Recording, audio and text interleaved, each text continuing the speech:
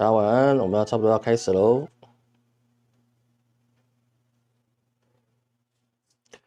大家好，我是陈老师，欢迎大家今天参与我们的直播。那首先我们开始回答几个各位很急的想知道的问题哈。第一个，那个法会已经办完了哈，那这个是第一阶段的法会，那我们第二阶段还会在进行，但是会在我们的元宵节，也就是大年15啊，我们会做这个天官赐福的补点灯的一个法会。那你第一次有参加的，你第二梯次会直接加入天官赐福的行列啊，你不用再报名，已经报过名的不用再报名。那么有几位朋友你在最后的一两个小时，或最后的几个小时你临时报名的，老师还没有收费的，不用担心收钱的事情，我一定会把它完全注意的跟你去收钱的，没有问题哈。那这一次啊，我们点灯里面啊，其实老师这次特别呢有去请到一个口碑很好的虎爷大将军啊，我们的虎爷大将军啊，在这一次我们所请到的跟过去比较不一样啊，他是一个非常认真负责，那也代表我们的一个各路的神明啊，来到各位的府上啊去巡逻，有些不该存在的东西呢，他就会很友善的把他请走。虎爷的友善就是另外一种友善哈，好不好？那不是我们传统认为的友善啊。那说有些该调整的，那他也会去调整。那其实这是虎爷大将军啊，他非常的辛劳哦。那当然，第二次点灯的时候啊，虎爷大将军还会再去看一次。那请放心啊，我们这次请到的虎爷大将军是很重要的。那为什么请虎爷大将军呢？因为各位点灯在安太岁的时候啊，你都会写地址，对不对？那个地址啊，过去我们都是请天兵天将去，那这次我们多请了虎爷大将军，之前也有虎爷大将军了。哦，他这次除了多治白虎之外，白虎、天狗、天鳄之外，他还会特别去各位的府上啊，去有点太岁灯的跟守命灯的啊，他都会去那边多看一下啊，看一下了解一下现场状况怎么样。那这个是会比较有差别，所以有些朋友会觉得是说，好像哪里不一样啊，那是正常的，因为我们虎爷大将军啊，都是会亲自到你的府上去巡逻一遍啊。这个虎爷大将军啊，他不是只是拿名来稍微看一下而已，他会真的到你们府上去啊，帮你们守卫那个出入平安啊，这个是会做的，他不是常住在你们家啦，就是他会先去巡逻一下，把不应该有的东西先请走他，然后上面会给你留下一些记号，代表是说呢，这个地方哈，这个他已经在守护了，有点像什么保全。有点像保全的概念啊，他不会一直在那边，但是你外面一些邪灵来的时候，他会先尊重一下虎爷大将军的虎威哦，那就是说，除非你们犯事儿，犯事就是你懂了吗？那个三界之中犯的事儿，谁知道你干了什么事情了，对不对？所以说呢，在正常状况之下哈，他会尽可能的保各位的信众啊那个出入平安。那第二件事情就是说呢，这个突然忘了，这个是第二件就是我们的一个奇门择日啊，就是老师每一年呢会各位送一个奇门日课，有非常多的一个朋友啊，非常多的一些铁粉们啊，他们都使用了这个奇门日课，那也很快速的得到他们想要的一个，无论是催财、催官、金榜题名啊，都受到这个奇门日课的好处，然后呢得偿所愿。那有一些人他并不是说当下就立刻得偿所愿，有些是等到半年，或者甚至可能在这几个月啊，他突然就整个局势翻转过来。奇门就是这个样子哈，奇门它是一个很厉害的一个学问啊，它最主要是让你规避掉死门、伤门、休门。这些东西啊，还有金门啊，这个几个一些比较不吉的门了，它既然让你避开来，然后既然让你吸取好的能量，那你自己发的愿够大，还有你规矩要遵守到，基本上都是可以得到好处的。而这些好处你不用还，好吧？老师帮各位选了奇门课啊，老师特别奇门课里面它有很多弹说，比如说朱雀落水啦、白虎猖狂啊、青龙回首啊，这些很多的日课。还有不一样的效果，老师帮你们挑的就是没有后作用啊，没有后遗症，也不会有副作用。你只要用了，你就好运，就这么简单的事情。那什么时候给各位呢？农历年前，好不好？农历年前会给各位。然后第三件事情就是各位一直在很多人跟老师关心的，就是我们的一个今年的自煞图哦。今年的自煞图呢，基本上核心做完，现在请等完全做完之后呢，要请神明审核。当然，我们会在2月1号之前让各位去下载我们的自煞图，不要拿去卖啊，不要拿去卖啊。那各位就是直接下载再去用啊，不要让老师发现有人卖，只要有人一开始卖，让我看到一张。那以后我就做出其他的做法，还是会给各位，但是我用出其他做法，因为这个东西我是希望各位这个自煞图啊，今年唯一需要踢的是南方。为什么是南方呢？因为今年5黄方落在南方，那3煞方它在北方是没有错。但是北方啊，它这个北方啊，它的力量其实是没有办法影响到我们贪狼位的，所以是说啊，基本上是没有什么问题。今年最主要治的地方是在南方，那么你这张图贴到南方就可以了。那老师会给你不同大小的，有 A4 大小的，有 A5 大小的啊，还有或是各种大小，跟过去一样。那各位可以去贴来去使用，这个可以提早贴，那是2月1日之前会给各位，请不用担心，老师没有忘记，也不会拖过这个东西。好，那这3件事情跟各位去交代一下。那么还没有点灯，还想要点灯的，现在点了。我们都是在元宵节那一天，为什么不提早？没办法提早，点灯这个东西要神明同意，好吧？神明要同意，那他才同意我才能做嘛。他不同意我怎么做呢？对不对？所以那一天天官赐福也是神明的恩德啊。那给大家不但点灯，那又可以天官赐福，那不是很好吗？好吧，这个东西各位去了解哈。这个请各位注意，我们的法会我们还是要去做处理，这样去做处理的，好吗？好，那接下来哈，法会有没有效？法会有没有效？有没有效？你要干嘛？那法会有没有效？这个你要怎么去想它呢？我觉得你不要点。宗教这个东西啊，是基于什么？基于你原有的功德跟你的发愿，我们去做一个催化剂。各位知道一个这个事情在这个地方，任何的祈安法会啊，无论是哪一家都一样。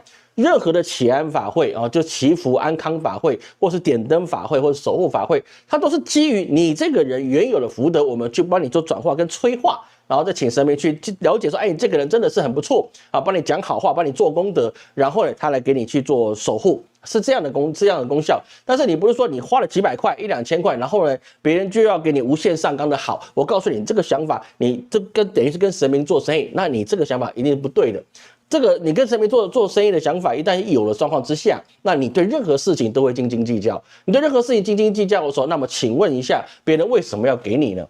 就懂老师意思嘛？所以你要去记得我们去做任何的宗教活动，无论你是在哪一个宗教都是一样，你自己发念的好，那神明就会看到你自己心里的赤诚，他就给你好。那如果你心里抱持的怀疑，或者是说我一定要花多少钱，我一定要多少的收获，那么神明看了只会笑一笑。为什么？因为你心里面充满了贪嗔痴，那么他要如何保佑你呢？那是有困难的东西，对不对？如果像你养小孩，你养小孩每天跟他讲啊，宝宝你长大了，每个月要回馈你薪水50%给我，那么这个耳濡目染之下，你觉得你跟亲子之间会有真的爱吗？会有真的爱吗？对不对？这个要去理解这个人世间的欲望啊，不要把它带到太广泛，会有一些问题，好吗？张幼霞这个呢，我们再要看一下，好吧？张幼霞这个我们看一下，好，来，我们现在开始讲了那么多，我们现在开始那首先我们讲一下这个比较有意思的是什么呢？有意思的是 TikTok， 为什么 TikTok 要稍微提一下呢？因为这是最近川普他在说他的 TikTok 他的策略大成功，成功是什么呢？他让甲骨文或是银湖资本，还有阿联酋基金，还有其他投资机构一起稀释了字节跳动的股份。就是说呢，这个东西已经变成大家都去有这个集资，然后去共同持有这间公司。各位，你去想一件事情，6年前我是不是跟各位讲一样的事情？我说你美国，你不要希望他把这个股份完全剥离，你只需要让其他的资本进去到这个 TikTok， 你们就等于间接拥有了，这样子皆大欢喜是必然的一个措施。你只要跟到我大概6年以上的老粉，你就知道老师之前在直播讲过这句话。但是特朗普在上任嘛，对不对？所以我就说这个一定是必须要这么走，5年还6年，反正就5-6年的时间吧。好，之前在替他在炒的时候就这样。我说你让别人进去，无论是微软或者是甲骨文或任何公司进去，然后把它稀释掉，那就没事了。对，因为大家都在看，大家都互相监管，资本监管资本，那是没有问题的。那时间走到这个5-6年后的现在，结果是不是这样？那还是这样，你看。所以有些事情去挣扎没有用，你要去硬要去，不是你的，你要去强求，那你得看你有没有这个分量这个东西很现实。所以说现在在 TikTok 它在的所有的股东背景变成是美国的甲骨文美国甲骨文持股15%，它负责数据托管跟算法安全审查。那这个事情等于是说呢，这个等于说把这个 TikTok 跟谁分享？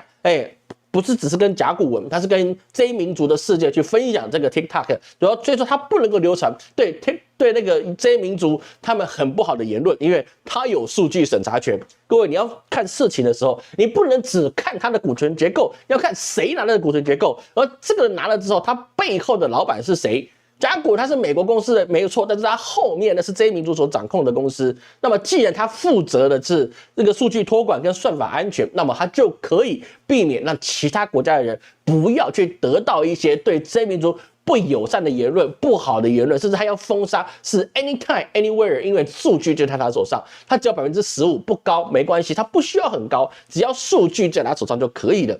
各位，你有没有看懂这件事的意思呢？哦，你要看懂了，你才能够明白是说为什么要让甲骨文进去。你让微软进去可能都没那么多的想法，但是你让甲骨文进去，那就是另外一回事了。而第二个是银湖资本啊，银湖资本它也是美国的私募基金啊，它的持股15%。这个银湖基金啊，它也是这民族相关有参股在里面的，但是呢，它的投资是真的是比较有一点点怎么样呢？按钱办事儿，按资本办事儿，很大的一个资本结构。它在中国就投资过蚂蚁集团，就是阿里巴巴，还有商汤科技啊，但是它本身是美元基金啊，不是中资机构啊。它这个东西，银湖这个东西是各方的势力在这个里面，所以它变成一个私募基金的状况。那第三个是阿联酋哦，阿联酋这个地方很有意思哦，它是由阿布扎比的主权基金哦，还有 AI 企业 G42等发起，然后做成一个阿联酋的 MGX 基金，它的持股也是15%。所以各位你看这个数字都是15%，这三个加起来是45%了。所以它属于阿联酋主权背景，它也不是中资。所以很多人跟老讲，后面都中资没什么问题啊，不是。那但是阿联酋在这个地方就比较有意思了。你既然是阿联酋基金，它是一个主权基金，所以它就不一定完全按照了是央格鲁系列的人去指导它，你必须要做什么事情，他就看谁的话事权大的时候，他就倾向哪里。但是它本身也只是在股权里面有一席之地，不代表它有真正的完全决策权，但是它是一个关键的数目，因为银湖它不一定会亲美或亲中，但是呢。阿联酋本身呢，它就是会有摇摆，但是它会比较倾向于在对它有利的地方，而不是单纯的就是政治正确而已。那么第三个就是字节跳动，它现在的自己的一个投资方啊，包含字节跳动以及现在投资者还有关联方有中资背景，我都把它算进去。哦，有中资背景，我们全部把它尬进去之后呢，它包含什么？包含字节跳动本身啊19%，它里面还有红杉资本。软体银行，还有海纳科技、KKR 那个追究美元基金，还有中国背景的美元基金，这些还有高瓴资本这些东西的，整体加起来，它的持股为30.1%。好，在这个里面啊，你说它里面到底有多少中资结构？你说软银它是不是算不算中资？当然不是啊，软体银行那是日本的公司啊，对不对？但但是他们没有非常披露出来，是说这些加进去的资本到底有多少的股权，但是他们。基本上，他还是看钱办事的。这个地方是字节跳动，而且中资可以掌握的地方。那么还有没有其他的？从这边加起来的话，已经45%加30%的75%。那其他部分呢，就是一些投资机构，比如说海纳国际啊，或者是一些阿尔法，就是那个 Google 或是其他地方持股够5%哦，中资机构各个地方加起来，然后就剩下的一些股权结构。所以在这个状况之下哦，它这个结构就变成是说大家互相去监督，你不能说我有利的，你也不能说我没利的，但是呢，数据本身是由这一民族的甲骨文的机构啊公司啊他们去掌握的。所以说我们要去看这个事情的时候啊，不是只有看钱，或是谁有没有决定权，而看的就是他们到底要的是什么。那当时我在5年前还6年前，我在讲这个 TikTok 我就说过了。当时你只要美国你能够介入到了它的资料存储是由美国公司可以监管的，甚至存在美国，那么你是不是等于取得 TikTok 了？对不对？那个老粉你有听过还记得？打个话吧，吱个声啊，吱个声。之前就有讲过这些事，这个会吱个声。所以在这个地方，我们就可以去理解哦，这个什么，现在整个字节跳动在海外的 TikTok 啊，它就变成一个大杂烩。那我们要看它后面的发展到底是什么，因为它里面可以榨出来油水实在太多了。你现在去限制 TikTok 的营运，等于是砸了这民族的饭碗。为什么？因为它每一年造出来的这个几千亿的一个资金流动啊，那是非常非常庞大的。所以老师非常建议哦，无论你在世界各地哪一个地方，你都应该经营你的 TikTok， 无论你在中国或是在台湾或者任何地方，你都要经营你的 TikTok。为什么？因为它有甲骨文了哦。我讲还很明白一件事，甲骨文虽然是这民族后面的去监管你的数据，但是它对数据跟算法还是很一流啊。它本身就是超一流的公司，它不是只是一流而已。好，甲骨文是一个超一流的公司。对不对 ？Oracle 它是超一流的公司，那既然是超一流公司的话，那么它一定是希望它这个 TikTok 的经济啊，可以在这个世界上活跃。所以说，你既然已经发现了，那这些东西资本都已经进去了，那么你为什么不去拍 TikTok？ 任何的生意，你或任何人的个体，你都应该用 TikTok。你不要想说谁能知道我，我告诉你，它的算法会让你被需要的人看到。你这不就是站在风口上的猪吗？你能够当猪，你为什么非得去当狼呢？当狼你得一只一只猎物去抓，当猪我躺着就有人喂我，风一来我就飞上天，有什么不好呢？各位老师再多说一句，2026年经过这3个礼拜之后的2月4号，不用3个礼拜哈，2、3个礼拜的2月4号，一旦节气一交过去，我们走到贪狼之年。我们的飞星走到贪狼之年，叫贪狼星来主导这件事情的时候，你不做自媒体，你就是愚蠢到了无以复加的地步。AI 跟自媒体的应该是这2块，你不做你是愚蠢到无以复加，因为这就是天命所归，风在吹，对不对？风在吹，要把你吹上富贵之门；风在吹，要让你月收入翻身好几倍；风在吹，要让你事业再攀一个高峰。然后你跟我讲啊，老师我怕镜头，我不敢。我不要啊！我再想想，你想的时候，我告诉你，钱跟事业跟成就离你而去。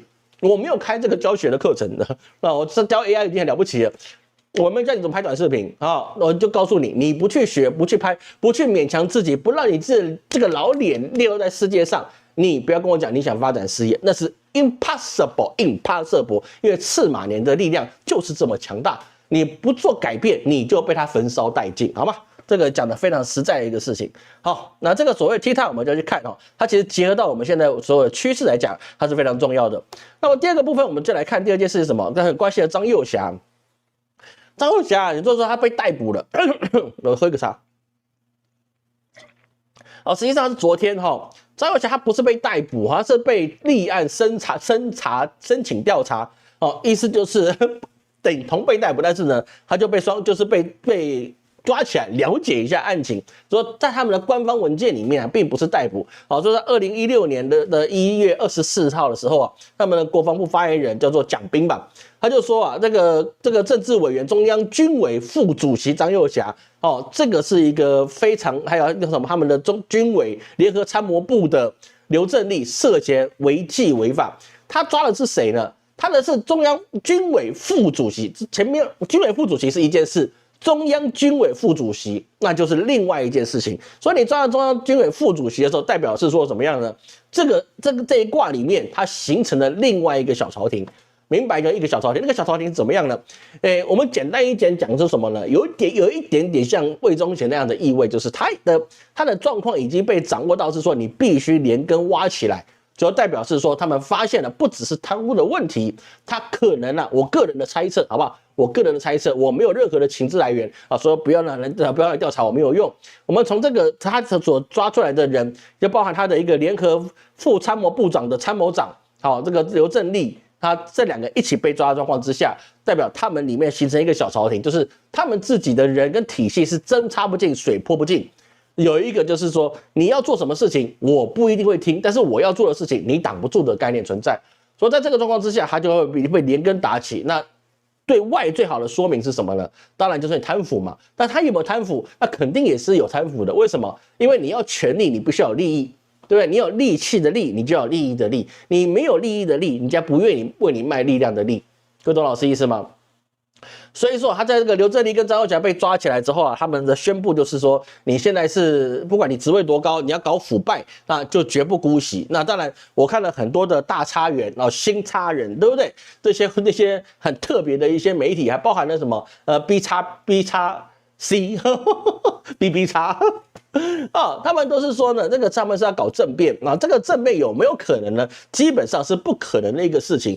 会去讲是说中共会有政变这件事情你是完全不懂中国的政治哲学跟政治的体制。政变这件事情对他们来讲几乎是没有意义的。你说老师天津那件事情，你不是说那是有问题吗？天津那个事情是大家在争王位那就是他们2个大头在争那个王位的时候，那会有这样的疑虑存在。但是现在这个王他已经做得非常根深蒂固，他会不会去交棒，我们都还不清楚了。你怎么会说有人想要政变呢？因为他所有权力都在他这样的体系上面，所以你要政变几乎是非常难，但是不好指挥，或是呢自己形成一个利益体系，那这个状况一定是会有人的地方就有是非，有是非的地方就形成了政治。那这个地方去抓，那就有非常大的可能。加上还有一件事是什么呢？各位去注意到，最近我们一直看到，包含了南京的时候的一个 GPS 跟北斗卫星的骚乱好，这件事情出来之后，各位我们回头想发现这件事的时候，有没有觉得一件事，就是军方没有特别的回应？哦，军方没有特别的回应，尤其是什么呢？他们只说军用的北斗卫星跟民用的是不一样。哦，这个当时我们讨论过，我觉得很合理。但是呢，他有没有进一步去做一些其他的管道，甚至是他为什么会被影响这件事情？那么有没有可能在那个地方就形成了是说你可能军队里面会有问题的一个趋势存在？因为它不是所谓的东方面，也不是北，也不是南，也不是中，也不是西，它是中央的副军委主席说这个事情啊，他就比较多了可以去理解的一个状况。所以说他在纪检进去的时候啊，中央的这个中共的纪检啊，意思就是说你有罪就有罪，你说你没罪，我还是觉得你有罪，因为当他跟台湾的税务局一样嘛，当我找到你的时候，你就准备付钱就对了。哈哈，我们台湾税务局是很厉害的，对不对？说你要付钱，你就是要付钱。那既然你已经抓到你了，基本上你都是有问题。哦，所以说这个东西啊，抽丝剥茧啊，尤其就抓这么大的状况之下，政变是不可能政变，但是小朝廷就是有可能的问题。那第二方面我们要去了解的事情就是说，现在中日之间、台海之间、南海之间，甚至是中美之间，它有这么大的一个世界变化的一个趋势存在。那么你在这个时候阵前换将，这是不是应该正确的事情呢？所以我们要去思考这件事情。你把这个这么高的官，你把它拉下来，而且你把参谋部也拉下来，就等同是什么？要把你一撸到底。就有点像什么？就有点像那个这个朱元璋的蓝玉案一样啊。蓝玉是大将军嘛，对不对？蓝玉征北大将军，我记得蓝玉当时是征北大将军啊，后来就变成Judy Boy 嘛，对不对？那既然是像蓝玉案这种状况之下，你一撸的状况之下，一定是一撸到底。你要去整蓝玉啊，朱元璋整蓝玉的时候，他不会只整蓝玉，他一定是把你全部的东西都挖走了，然后呢，就把你一锅端啊，整个淮西勋贵所有连坐东西全部把你端走，那么你才能够是说，你在安插新的人的时候，你可以迅速上位。哦，这个东西啊是比较特别的地方，好吗？所以说我们在看这些事情的时候啊，你后面还有很多的一些贪污或是他们的一些权力结构啊，就代表是说，它可能会有一些泄密的状况会存在。各位懂老师意思吗？哦，你阵前换将是大忌嘛，因为现在中日之间随时可能都会爆发战争，随时啊，尤其是2月哈，我们之前就是说2月不会太平，那这个状况就有可能有一点阵前换将。那这里面就真的是我觉得是有些情资外泄，或是有一个台湾称共谍，他们称为什么日谍还是美谍的状况会产生，因为这个状况不寻常。但是他一旦换了之后，那么他们接下来的行动会不会更加的严厉？那这个其实是很耐人寻味的，好吗？说张幼霞这个事情啊，其实当我们能够知道的时候啊，都已经尘埃落定了啊，这个尘埃落定了。那有人说他在那边去，有在这个bor火啊、开枪啊，有没有都不重要，因为真的纪检要去做的时候，基本上你就是落马，没有任何辩解的空间。那个好像那个什么。之前有个电视剧叫《人民的名义》嘛，那个中国那边有个电视剧叫《人民的名义》哦，好像讲的就是类似这个事情，对不对？大概就是这样啊，各位要去理解，他没有这么容易的是说他只是贪腐而已啊，这里面跟情资哦，跟这些战争啊，一定是有关联的事情。那我们就直接小心一点，但是要他中国本身要政变，这可能性啊几乎等于零啊，几乎等于零，因为你无论你怎么变，你都不可能推翻中国共产党，然后你自己建一个新党，这基本上是不可能的一个事情，好吗？那我也看那些新插人或者大插员，他说啊，那个共产党要被推翻，你有问题嘛？啊，第二个就是说啊，共产党都有问题，你知道共产党在中国有多少人吗？那个10个人里面有一个就是党员，10个人里面有1个人就是党员。你告诉我出问题的高官，他有可能他不是共产党的嘛？说出问题的一定是共产党。对不对？那不是正常的事情吗？用脑去分析，不是共产党他有问题，而是出问题了，你一定是有身份的、有地位的。那这个人你基本上是共产党，你不是党员，你凭什么进去你们这个中央单位去工作呢？是不是？这有些事情是很有趣的意思啊。他们也就是说啊，那中国很腐败。我告诉你了。看到张幼霞后面那些大佬被吞掉，我觉得也是件好事。为什么？至少人家看到有贪官，有看到有污吏，有看到共谍，他们抓了起来。哎，想看看我们中华民国啊，有点困难，是不是有点困难？哎，能够抓贪官多好啊，对不对？羡慕，是不是？这真的是羡慕啊，好吗？我们看各位有什么问题哈？田正国的哭人趋吉避凶，即王者起名符，不是这个样子的哈。那个王者起名不是这样哈。那个王者他的做法是另外一种，王者也有灯给你，但是那个是不一样的灯，好吧？我们比较没有做这个灯，但是不能一概而论了。南京本市局区市局区，对，没错，原来的徐才厚才就是那边的，是没错，是这样子哈。所以说我们的那个郑辉很厉害哈，那个他懂了很懂了这些后面的东西，感谢曲老师赞助哈。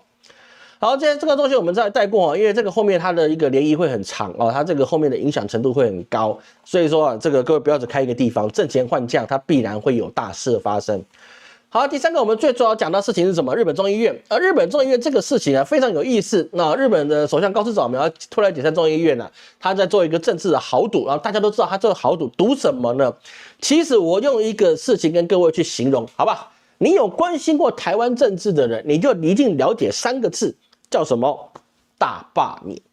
其实高市早苗他现在他认为是现在他可以进行大罢免的时候到了，也就是说呢，他的上台是因为前任他要下台，他不想干了，对不对？所以说他是现在是递补上来的。你既然是递补上来的，你不是管理过这些所有的议员，然后也没有这些民意基础的，你是大家的利益结构上来的，所以你讲什么话，我为什么要听？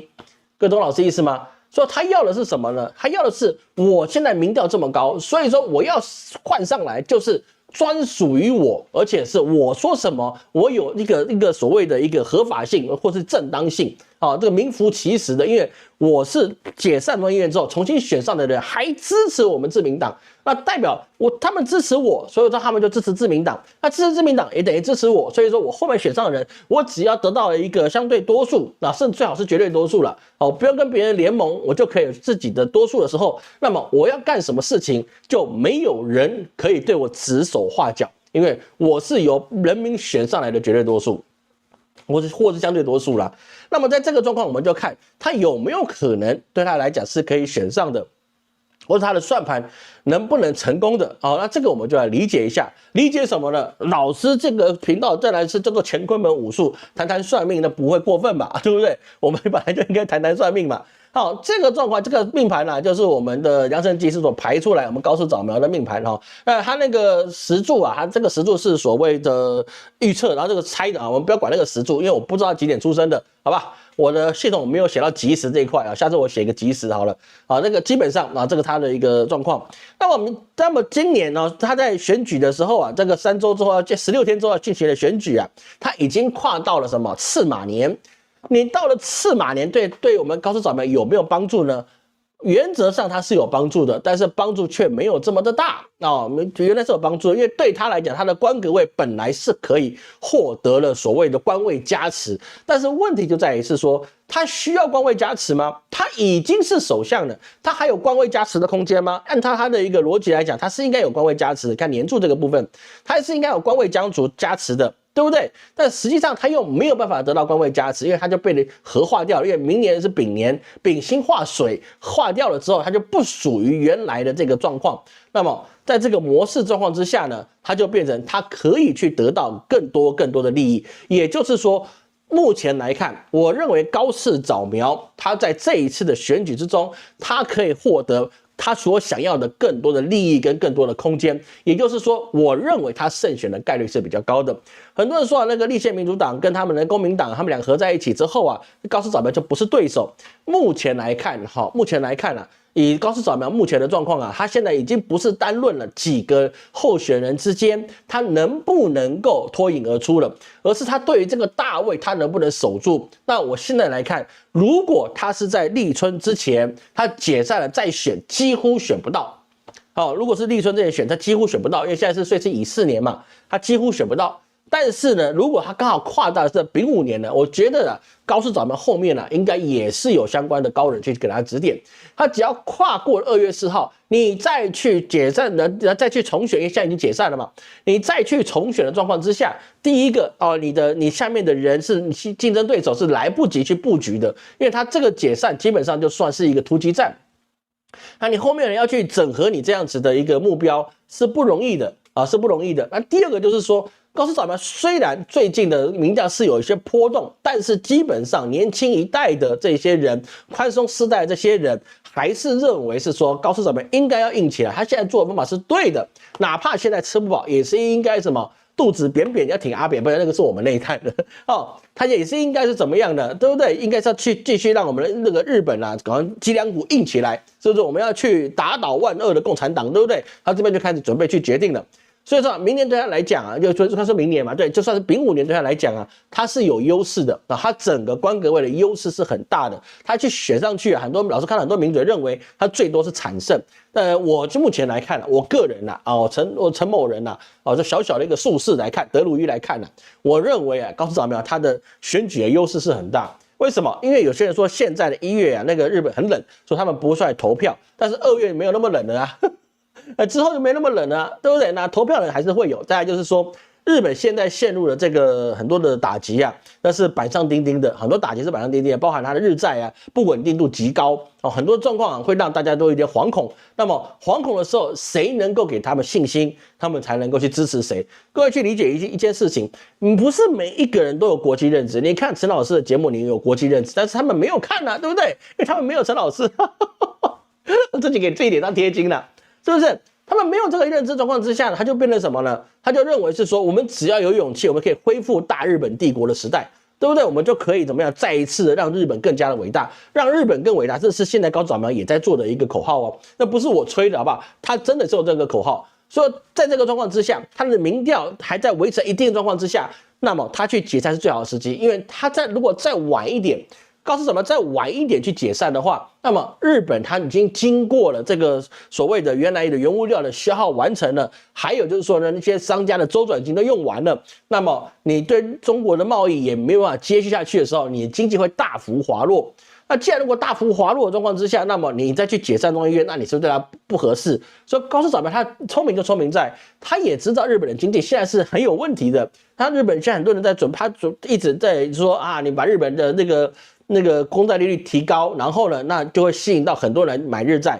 那是买日债吗？当然是透过日本的机构，他们会抛美债来买日债，因为日本的债高嘛。那等到选完之后，然后再把这个日债卖掉了，跑回去买美债，赚那个10几天的利差，有没有这个可能？现在老师有问过一些专门做这个金融的一些贵客他们跟我讲是有这样的趋势。所以说呢，他从不安定的状况之下，找到一个对他最有利的状况。那么他也对他未来的执政是有更好的一个空间。那么对高市早苗来讲，那你现在解散众议院是不是非常合适的？他的确是非常合适的，而他明年的运势明显会比今年还要更加的稳定。高市早苗，我们在看命盘的时候，我老师是很公正，好吧？我不管我喜不喜欢这个人好吧？我都很公正去看。说按照这个命盘来讲呢，高市早苗明年的运势会比今年来的稳定。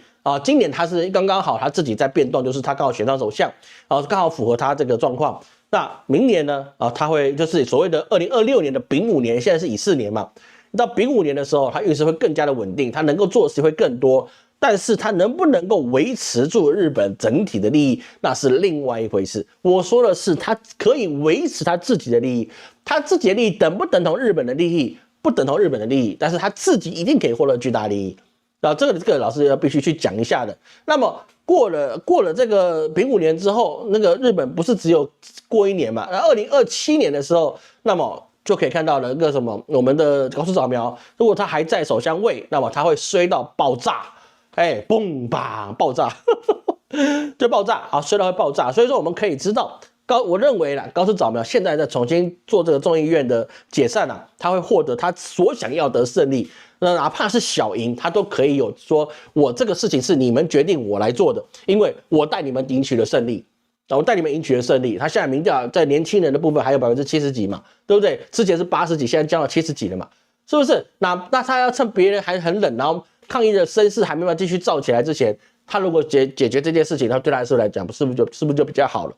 所以说我们看事情要看全面我们看了全面之后就发现他做这个事情绝非莽撞他绝非莽撞，他胜利的概率，我觉得他已经全盘的去了解过。现在对于高市早苗来讲，是最好解散的时间，再晚下去他扛不住。我只能说他身边一定有高人，所以大家觉得她是一个小女人，然后呢，她就是很激进刚开始我也这么认为，但是随着他现在做的方法跟他的时间我觉得他慢慢有在这个所谓的自民党大位的总裁上面位置上面，而且在这个首相位置上面他吸收到的这个官气还有他这个格局的变化，其实是有目共睹的。他刚刚一开始那种莽撞风格是不一样的，所以他现在要坚持什么台湾有事日本有事的这个步调他不去解释的。你看他现在几乎都不解释的。哪怕中国他的军备压得越来越凶，然后态势越来越起来，他就坚持他一定要打一仗。日本要求打一仗，对不对？那肯定是对的。我告诉你各位，日本打一仗绝对是他这个国家最正确的选择。为什么？你打一次呢，你就乖个30年，一次就让你乖30年，因为你不打，里面一定很多矛盾的声音，就像那个之前的二战打来打去，对不对？嘻嘻哈哈，宁为玉碎。是不是？但是一旦战败，你看日本后来多乖日本本土有多少的起义去抗当地的美军吗？几乎没有有没有？一定是有了，一些小零星的，但是你说大规模的，那比如说你像台湾呢，你还会有所谓的那个廖天丁，对不对？还会有一些抗日的还有什么赛德克巴莱，对不对？等等之类的，他们还会去反抗日本的统治。但是你看日本被美国打趴了，天皇道歉了，你觉得他有没有去特别去抵抗日本或仇美呢？没有，乖的跟什么一样。后来的几十年让日本整个乖到不行再乖，然后开始经济飞升，这是不是他们就必须经过一场仗？那日本在经历这场仗，他肯定是打不赢的。哪怕他有像日本再次伟大的心，他也不可能像当时的天皇所率领的这个军国主义能够去完成。为什么？因为当时的日本，二战的日本，那是由天皇可以决定他们的方向的大框架，也就是他们所谓中央集权的状况。那个时候，那你要去打仗，你要去做什么规划？你整个社会是有步调线，哪怕他们还有所谓秘密警察，或是在街上抓壮丁，对不对？都有，他们整个是一个完完全全的一个集体化的操作。所以说，中央集权的时候，你去打这个国家级的战争，那是可以的。但是高市早苗他现在是属于他们这美式民主的时代，有内阁制，但之前也是内阁制是没有，但是那个时候是贵族制，这现在这个是百姓制。像高市早苗他本身他爸就不是贵族嘛，他也不是地方大名。所以他现在去做这些事情的时候，他去宣战的时候，他就没有这个力气去可以统合他们国内所有的一些优势，因为你既不是哪个大名之后，你也不是哪一个贵族之家，你就凭你上了首相这个位置，你就想要对我们资本家来指手画脚，那么我为什么要听你的话？我为什么不保护自己呢？因为我明知道我打不过，我也知道你也打不过，那么你除非你打输了也可以给我利益，打赢打输我都有好处，我才去做。那各位懂老师意思吗？说日本他为什么现在的状况是必须要打一仗，打一仗对他的国家稳定度是有提升的，因为大家就没有一些花花肠子，也不会乱想，对不对？就像中国大清朝他经历过了八国联军、甲午战争、英法联军，对不对？那么多人打他妈中国，打到你们胡七八糟。所以说英租界、法租界、日租界。是不是不用日租界可能没有，就是英租界、法租界或者是那个各地方的租界，你那个地方是不是歌舞升平？那个地方是不是经济特别好，比没有租界的地方过得更好，对不对？那就是因为稳定的时候，还有他们能够有意志统一的时候，他过得特别好。有没有发现这个是很讽刺的一个事情？是这样子是没错。当时那些法租界的确经济好，像上海，对不对？他们的经济好不好？天津，对不对？这个八国领地，你说它的好不好？好啊。是在北京的下野呢，就躲到天津去的租界里面去，对不对？英租界、法租界里面去，那是不是安全？对，就没事啊，是不是？说你能够达成这样子的一个稳定度，你才能够去做。而中国本身你自己就有这么强大的稳定度，它本身的境内就已经完完全全的非有高度的稳定度，但日本没有，日本你没有这个能力去让你所有人都听你的话。除非你出来的，你要必须像安倍这种大名之后那个贵族的后面，还是你找一个德川家的人出来？德川家已经被边缘化了德川被边缘化了，还是你是哪一个贵族家的后面，对不对？还是小岛川家的，还是怎么家的，对吧？那么那个人才能出来，那你才能够再把其他大名整合在一起。就光靠这高市早苗，他做的再对，他也不会成功，因为你不是贵族，这个事情是很明显的事情，好吗？好，我们看各位有什么问题分小胜是胜还是胜警备是被那个我不能讲好不好？不要害我被黄标。高市做的减免消费税承诺能达成吗？这个事情蛮有意思的，因为现在日本的税收都已经不够了日本税收已经不够了，你减免消费税，他就算是错，他也得去做他错了还得去做。那如果他被否定了，他算不算失败？我说实在一件事情呢。我说实在一件事情，这个事情其实像台湾，我们之前有做过那个什么呢？就是说中国台湾一边一国啊，那后来他们撤案了。我告诉你，那个应该坚持下去，一边一国这东西就应该丢上去，然后让大家弄得很难看。你承认了，那是既得利益者一定得到利益；你否认，那他们还是赢。他把它撤案掉，就变成一场笑柄，对不对？一样的意思。赵世稿们做这个消费税减免这个状况，他可以这么讲，他可以去推动失败是别人的事情，推动成功他的功劳。那成跟败，这都是对他来讲都是有好处的。各位懂老师意思吗？对百姓来讲，当然希望这个消费税能够减免了，因为消费税实在是一个慢慢的给你温水煮青蛙的一个状况，是不是？但是如果能的话，减免是好，但是呢，减不减免对高市长们来讲，他没有影响，因为他要的就是什么？我已经为你们去做了，但是有人不让我做。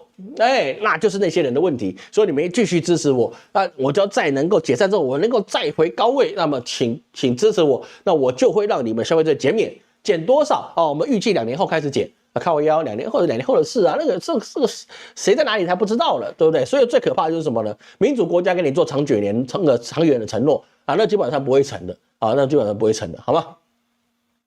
战略说力不从心了，至少本觉是这样的，没错1年后的小苗会蛮糟的1年后小苗糟。感谢书建感谢书建的赞助谢谢，感谢大家赞助，谢谢非常感谢大家的赞助。有人捧人场，有钱捧钱场感谢各位老铁这么长的时间给老师去支持好，我们接下去其他话我们等一下再讲所以说这个高扫描它现在的是一个高风险高回报的这个策略，它高风险是什么？它有没有可能选不上我认为它是没有可能选不上的，因为它真的如果用台湾这一套去到处去动员，我觉得它选上的概率还是挺高的，因为它真的只要去讲日本人要再站起来，我觉得这很能够煽动年轻人的心。这是非常能够煽动年轻人的心。大家苦这个不景气已久如果再来一个没有这么大的包袱的人不是大家所知道的一些贵族的人，对百姓来讲，你是我们百姓的人，你知道你是真正知道怎么去吃竹夹鱼的人，那么这样的人就容易被支持。那我觉得他不是小胜我觉得他胜利的状况可能会比较高一点。好，那我们接下来看一下我们接下来看比较重要的事情是大家最近比较有争议的是格陵兰。格陵兰这件事情网络上很多传言，就是说呢，这个好像欧盟跟美国已经签署了格陵兰的协议。这个事情其实都是谣传我发现最近无论是某天或是什么地方的媒体，就是写的乱七八糟每次把谣言跟假设或者过去的东西混在一起，当成新闻。我真的觉得现在很多媒体，我是觉得真的是蛮糟糕的，我是真的啦，我是真的就蛮糟糕的。我不管颜色有些真的写得很糟糕。那个某天中某，我真的觉得蛮糟糕的。就是你不是现在的新闻，你也不是确实的事情，然后去假设它，这个我觉得这个不行。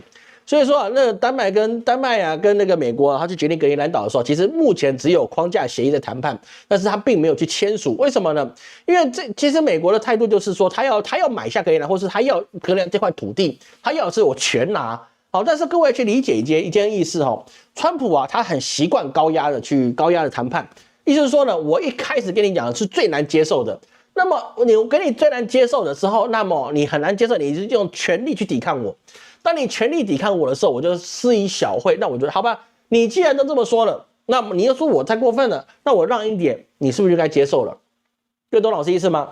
川普的谈判哲学通常不会是以公平、公开、公正的方法去跟你谈判，人家不搞这一套。这川普他本身的著作什么东西跟各位讲过，老师有深刻的研究。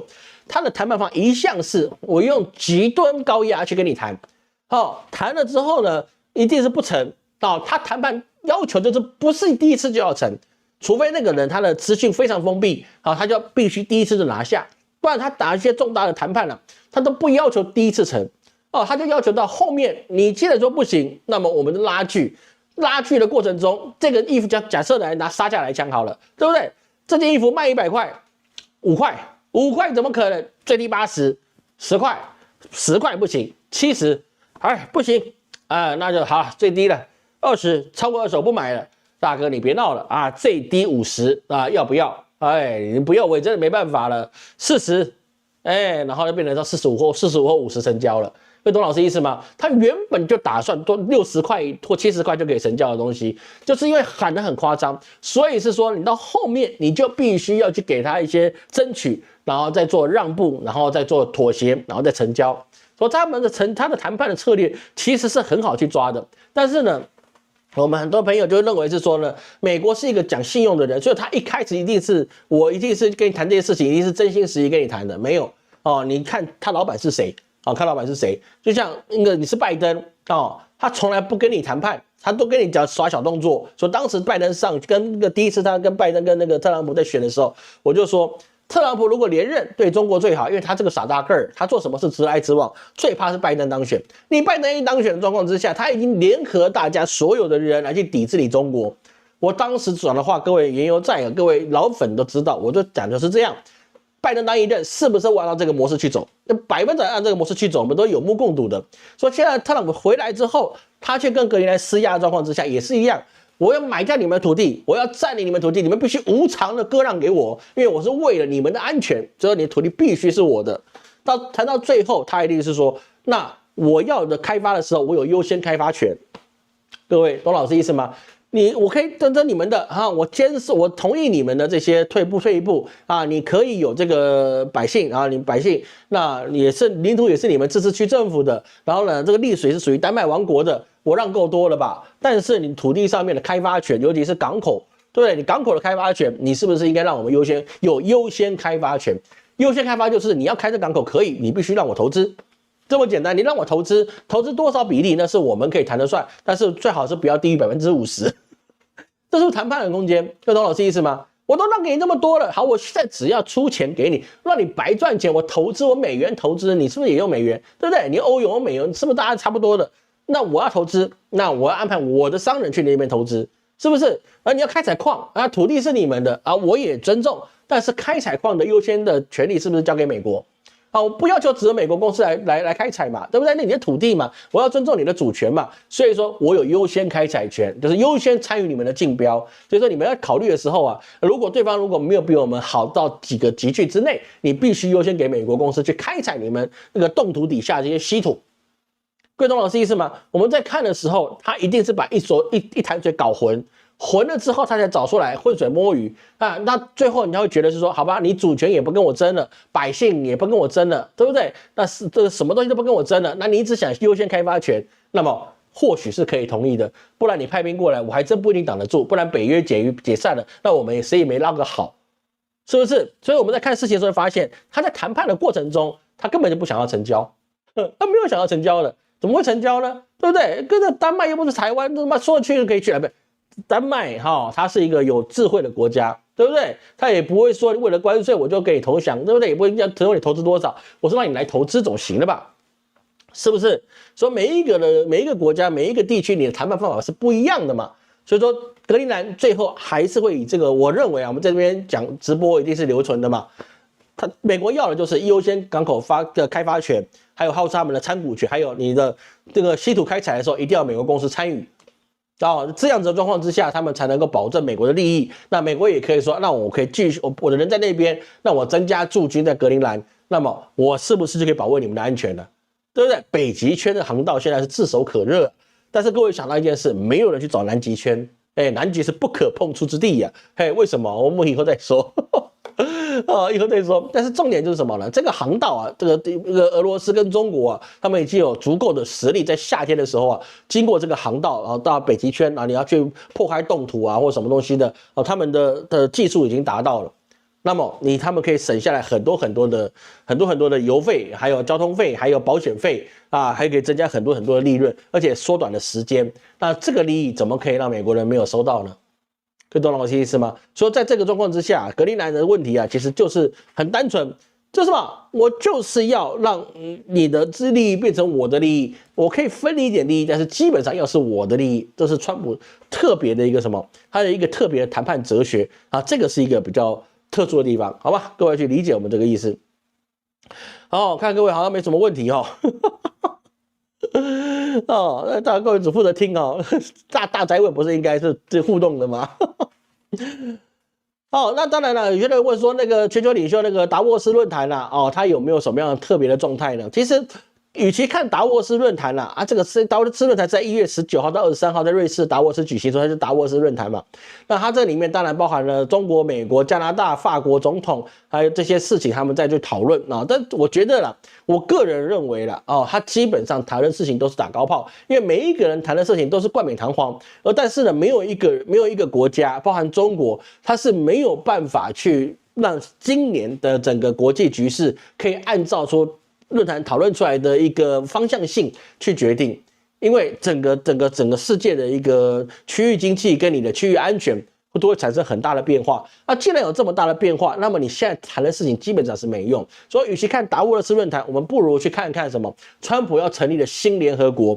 各位，好，我们的老粉、铁粉，各位大家的朋友、兄弟姐妹们，我之前有没有说过一件事情？就是现在的整个联合国就像春秋战国时期，周天子你已经没有了威信，联合国本身就周天子，周天子没有了威信，你已经号令不了这些所谓的这些诸侯国，这些所谓的你这些分封制度封建出来这些人，本来是什么呢？本来是亲上加亲，对不对？我们本身一国有难，他国驰援啊！春秋他们分封的意思就在这里，对不对？倒是我们这些《封神榜》这些人，对不对？然后呢，你这些人啊，包含了姜子牙、封赖齐这些事情，那就是一国有难各方来迟，周天子有难，天下驰援。这个事情各位大家都知道，这是基本上的初中的历史，大概大家都知道。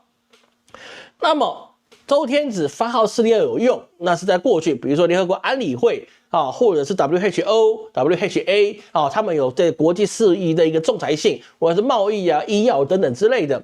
但是当周天子视为他已经没有办法约束任何人，而且被其他人看破了的时候，那么这个周天子就会开始被藐视，那么就会出现新的霸王。霸王要讲什么呢？尊王攘夷，对不对？尊王攘夷的策略。所以是说，我们看到中国就想看到这个状况，联合国这个周天子已经不行了，就中国就跳出来，我们必须按照世界的规章制度进行了尊王攘夷，谁不服联合国了，这是不行的。我们一定按照这个国际法的一个依规，我们来处理任何事情这个事情是好，那也不好好的地方是什么呢？大家知道，我跟中国谈事情按照规矩来这个是放心的。不好是什么呢？别人有难的时候，中国不会出兵。比如说，你看那个巴基斯坦被打什么那个伊朗那边被打了。巴勒斯坦也被打了，中国能办法出兵吗？没有协议，因为我们不参与他国内政所以是说呢，那个就没有办法去处理，那你就没办法变成别人的好大哥。你要当别人的好大哥，让别人跟你站队，前提是你不是给他钱而已，你还给他可以安全生活的空间。人家缴保护费，你真的给人家安全，那这是没问题。这是没问题，在中国没有办法，你按照规矩来，你就不能做这件事情。那好或不好，中间指的就是什么呢？中国不用耗费国力去参与别人的战争，那这个就是好，因为你自己的子弟兵不会折损在别人的战争里面。那别人想跟你开代理人战争可以，那在你的士兵要派出去，损失掉你的精锐，那不行。这些都各自有各自的好处，这是个人明白。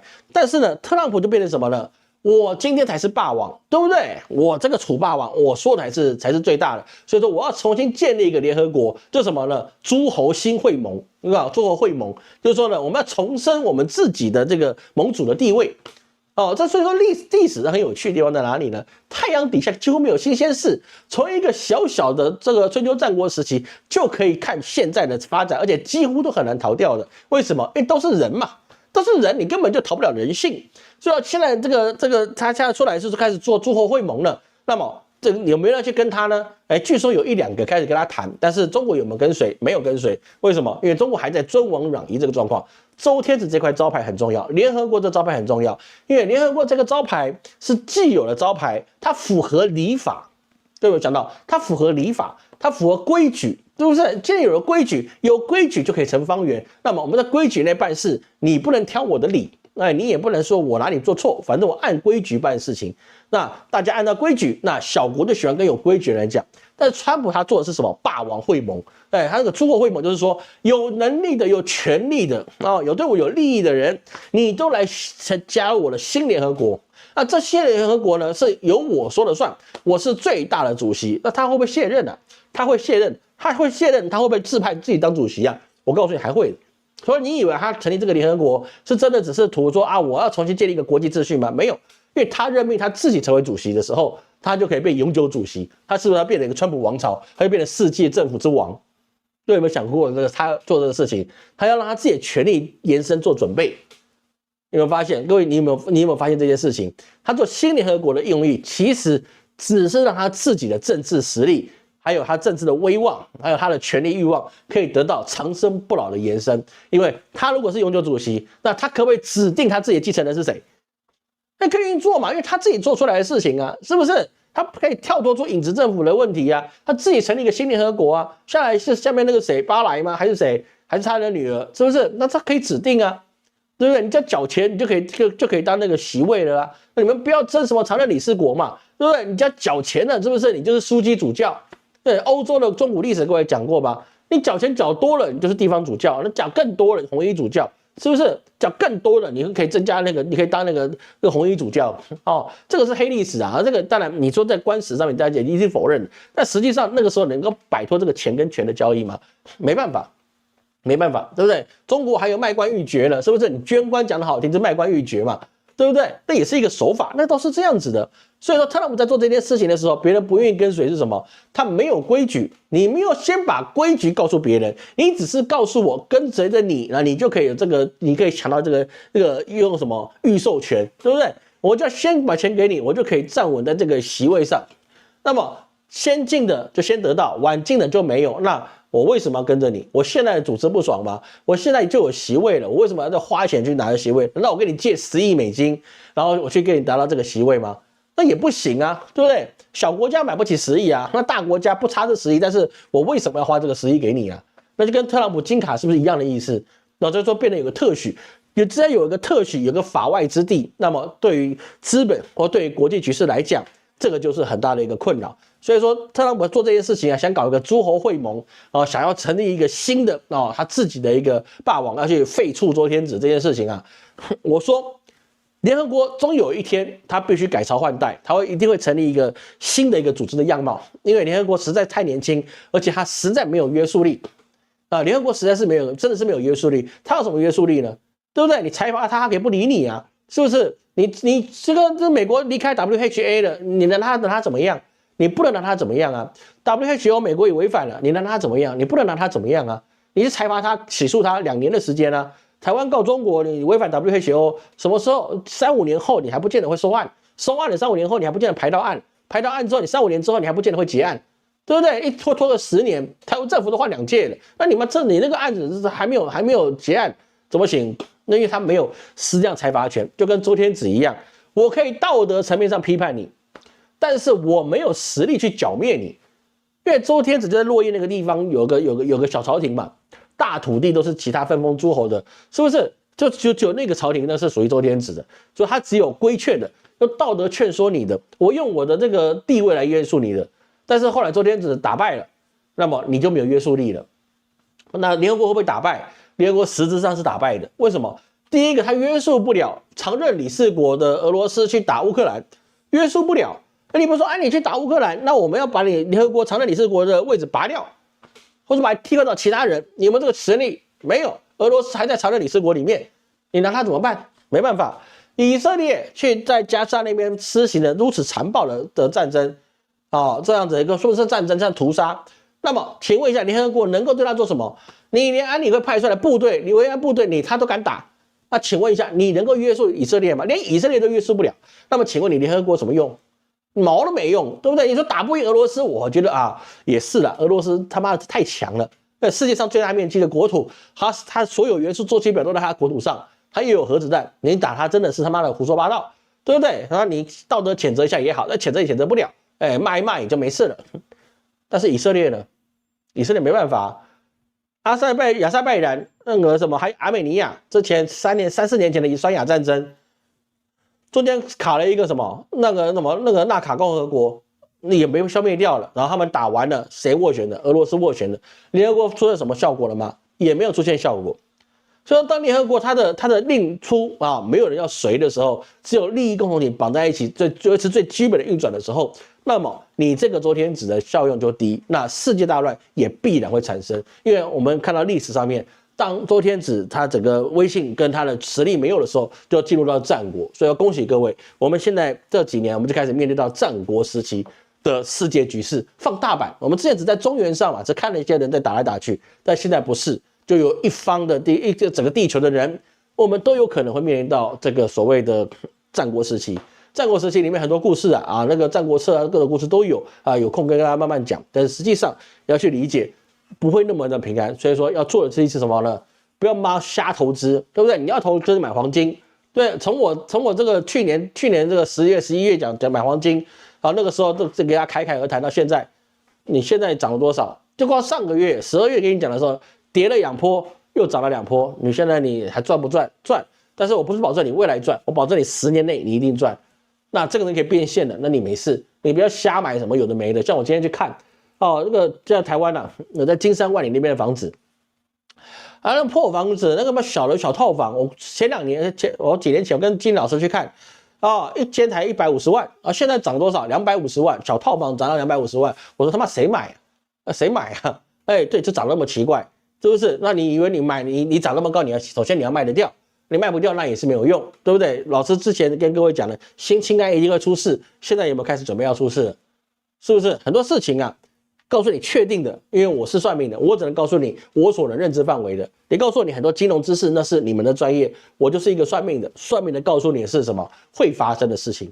所以我现在告诉你会发生，就是买黄金10年之内你必赚，消除负债你必然没有后顾之忧。其他投资能不做就不做，除非你真的认为你是天选之人，你是天选之人，我没话讲。像之前老师有更新一个，我有更新吗？忘记了。开店的逻辑，我记得好像有更新到吗？忘记了，好像更新在中国，我在中国抖音，我不知道台湾有没有更新，我忘了，对不对？你要怎么去看店面？很简单，你要科学方法去看，你不用找我说你开业风水好不好？你用我方法去看，你肯定赚，是不是？我忘记有没有更新，有就有，没有就没有，我就回去再看一看嘛。好不好？所以说我们先来看这个整个状态啊，包含了你整个世界局势啊，无论是乌克兰，无论是以色列，无论是伊朗啊，现在都非常的紧绷，在未来的2周啊，一定会有一些问题会产生，那我们要多加注意了，好吧？好，那我们今天我们发现我的手，怎么一直给我跳电源不足，明明就够的。好，我们今天直播的时间到了，好，看各位有什么问题哈？川普的和平委员会3年有效期，那也没什么用啊。好，来。22号，那个还有什么呢？俄罗斯、土耳其、巴西对中国免签，对中国免签，那当然是人民币的威力在嘛，因为你要过年了，你不给他免签，你怎么去玩呢？对不对？这是有差一定的钞票，一定的好处的。面临到一些国家货币反而什么贬值，购买力下降，这个没有什么太大的问题啦，因为它本身去的人也不是这么多啊，但是能多一点游客是最好，多一点游客了。因为现在日本不能去了嘛，那这些人去哪里消化？其他国家也会在想，好不好？其他国家也会在想这些事情，好吗？东大百炼成钢是工农大国，这的确是工农大国，这是没有错的，全盘小学这也是没有错的。好，龙门吊这些都是啊。那说川普现在想要做的事情是什么呢？包含是我们之前看到了，当那个加拿大来中国谈判的时候啊，那川普威胁他。你只要跟中国谈判，我加你100%关税，这个事情讲出来实在笑死人。你有办法去争加拿大100%关税吗？他是你兄弟，你跟他争100%关税，那就是因为他过得比你好吗？所以人的嫉妒是很可怕的，你知道吗？他看你过得比你好，然后呢有机会过得比你好，然后你就要去掣肘他，这样子会离心离德的，好吗？这个是有些问题产生的。我看到和平委员会。好吧，好，那感谢各位今天收看了。那下周我们会更新我们12生肖2月的流年运势解析。那当然，你现在报流年还可不可以？是可以报流年的哈。那你点灯的话，我们是在元宵节的时候要点灯。那另外，老师已经决定了哈，我们老师大概会，这次我跟金老师啊，我们大概不会去哈尔滨了啊。我发现我们的抗冻能力蛮差的。我们大概会去跑到西安去啊，我们上海跟西安的地方，我们去选一下去走。有西安的朋友，就。可以安排了，我们可以跟各位聊聊天是可以的，好吧？那我们大概会往西安地方走过去，好吗？看到有没有投资铜条的哈？铜这个东西是铜这个东西啊，它是一个战略物资，铜不一样，铜是战略物资。为什么铜是战略物资呢？因为它是百工百业都用到，就是电子各种产业都会用到铜的。你汽车也需要用到铜，它是个战略物资。你真打起仗来，铜肯定是飞涨的。但是呢，我不叫各位投资铜，好吧？我只跟你讲黄金，我也没讲白银啊，我也没讲白银，我就说黄金，你只要买了放10年，100%涨。好吧，不要说100%，这样讲好像是我在教大家投资，99%你会赚啊，99%赚，为什么？因为通货膨胀一定会让你完完美美的抗通膨，而当你要用钱的时候，你不用去赎回，你也不要怕你卖出去的手续费有了，还是有些火耗了，但是你买金条的话就不怕嘛，那按照重量去走的话，那没有什么工钱的问题，是不是？对你来说那是最安全的，但唯一缺点是什么？放家里被偷了，那就不是我的问题了，好吗？放家里被偷那是你的事，不然你放保险箱嘛，不然你买那个，比如说台湾嘛，台湾有台银的那个黄金存折嘛，对不对？中国好像也有黄金存折嘛，黄金存折就最好处什么呢？它领不出来，他也不要你领出来，所以他就给你账面上的富贵，账面上说期货一种吧，这个我就觉得那个有点虚，但是的确他买的是金价，那它涨你就涨，那不是很好吗？而且你也不是一次要买1公斤嘛。对不对？你要的是变现嘛，对不对？在台湾我还不敢说什么，在中国你买这种类似的黄金存折，那肯定是比较优秀的嘛，因为它没办法拿出实物来，你没被偷的状况。但是它涨的时候，它确实是涨，它要的只是把人民币，你要的时候把它卖掉换人民币嘛，那也没事，那我们就换掉台币而已嘛，对不对？那就没有什么问题了吧？开店看勇哥，勇哥我有去看哈，你是不是有看我抖音啊？好吗？好，来感谢各位的收看了。那我是陈老师，那我们下周老师会继续更新，我们会更新比较多了，因为那个良辰吉时写完了嘛，对不对？还有我们的很多系统后面还在更加，但是呢，老师主页要把它放在我们的媒体上面，维护大家的观看权利的。我是陈老师，我们下次见。